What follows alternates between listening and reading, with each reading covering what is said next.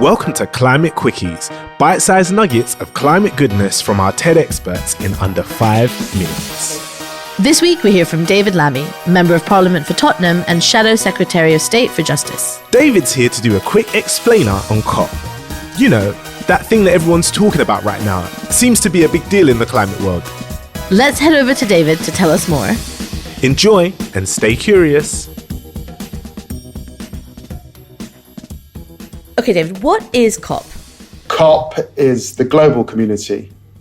Every country in the planet, bar perhaps on this occasion China, coming together to determine what we need to do, and both the investment and the global targets and the work that's got to be done in each of our nations to ensure that we meet the reduction of 1.5 in the temperature and get to carbon zero as quickly as we can. Is this the first COP there has been? Is this something that happens all the time? I think because of the nature of the climate emergency, and indeed previous occasions where the global community has come together, where there has been a lack of success or a lack of urgency or a lack of progress, we will need many occasions on which we come together, and we will come together again in 2025. But this COP is the most significant, I think, that I've seen in my lifetime. And the reason for that is because we now have to act fast. We have a decade, and this is the COP where the world has to get serious. What do we need to achieve this year? Look, I think that the climate change language has changed in two ways. It's moved from climate change to a climate emergency, and therefore the urgency of this issue has to come out of this COP. The seriousness of this issue has to come out of this COP event.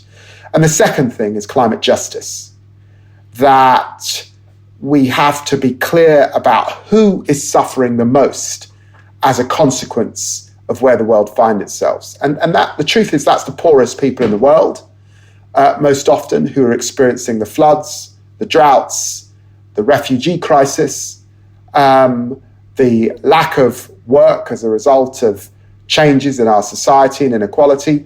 All of that is the climate justice piece. And by the way, it's a piece that affects predominantly across the globe Black and brown people. So for people like me who aren't representing governments or NGOs, what does COP mean for us, and why is it important to citizens? Look, it's important to citizens because we care about the natural environment.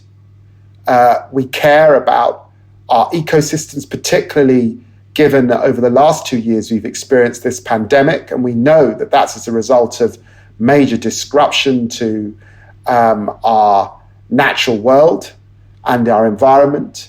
We have to pressure, prod, and kick our governments and the global communities to act, because we also know that politicians are susceptible to other forces, the forces of supercapitalism, the forces of the old, dirty fossil fuel industries, the forces of the status quo, the forces of, oh, we haven't got quite the money, let's spend it on something else.